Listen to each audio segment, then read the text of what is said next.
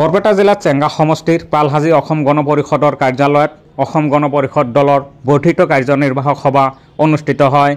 উক্ত কাৰ্যনিৰ্বাহক সভাত উপস্থিত থাকে অসম গণ পৰিষদ দলৰ যুৱ নেতা তথা চেঙ্গা সমষ্টিৰ বলিষ্ঠ কণ্ঠ ৰফিকুল ইছলাম। সভাৰ অন্তত যুৱ নেতা ৰফিকুল ইছলামে সংবাদ মাধ্যমৰ সন্মুখত চেঙ্গা সমষ্টিৰ বিভিন্ন সমস্যা সমাধানৰ লগতে আগন্তুক পঞ্চায়ত নিৰ্বাচনক লৈ মন্তব্য প্ৰকাশ কৰে।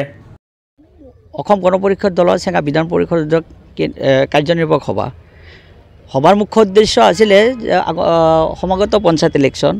গতিকে আমাৰ দলীয় যিসকল ব্যক্তি পঞ্চায়ত এপি মেম্বাৰ হওক বা জিলা পৰিষদৰ সদস্য হওক, যিসকলে ইলেকশ্যন খেলিম বুলি ভাবিছে, কেণ্ডিডেটৰ এপ্লিকেশ্যন ফৰ্মখিনি আমাৰ সমষ্টিৰ হাতত ছাবমিট কৰিব লাগে। লগতে আমাৰ দলীয় সাংগঠনিক ভেটি শক্তিশালী কৰাৰ ক্ষেত্ৰত বিভিন্ন ধৰণৰ বিশেষভাৱে আলোচনা কৰা হয়।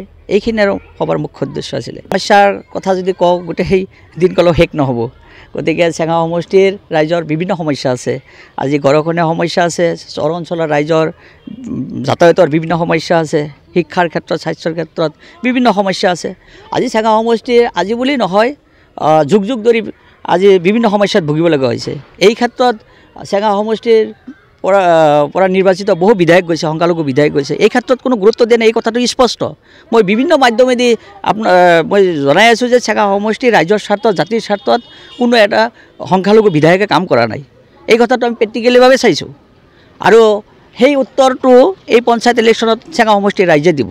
নিশ্চিতভাৱে আমি ক'ব পাৰোঁ যে চেঙ্গা সমষ্টিৰ ৰাইজে অসম গণ পৰিষদ দল বিজেপিৰ আমি এলায়েন্সত চৰকাৰৰ লগত আছোঁ। গতিকে চৰকাৰী পক্ষৰ প্ৰতিনিধি নিৰ্বাচিত হোৱাটো নিশ্চিত বুলি আমি বিশ্বাস কৰোঁ আৰু চেঙ্গা সমষ্টিৰ ৰাইজে যোগ্য প্ৰত্যুত্তৰ দিব। এটা কথাই আপোনালোকে জানে, অসমৰ জনপ্ৰিয় মুখ্যমন্ত্ৰী ডক্টৰ হিমন্ত বিশ্ব শৰ্মা ডাঙৰীয়াই অসমৰ বিভিন্ন স্তৰৰ ৰাইজৰ, আজি হিন্দু মুছলমান বুলি কথা নাই, বিভিন্ন ধৰণৰ দুখীয়া ৰাইজৰ আঁচনিবিলাক ৰূপায়ণ কৰিছে।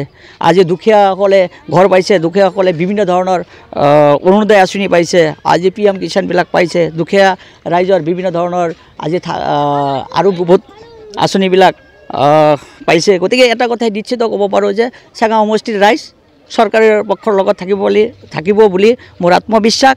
আৰু চৰকাৰৰ লগত থাকিলেহে এই দুখীয়া ৰাইজখিনি ডেভেলপমেণ্টৰ ক্ষেত্ৰত যথেষ্ট সুবিধা পাব আৰু ভৱিষ্যতত আগুৱাই যাব বুলি আমি বিশ্বাস কৰোঁ। নিউজ কেয়াৰ 24 সত্যৰ সন্ধানত অবিৰত যাত্ৰী।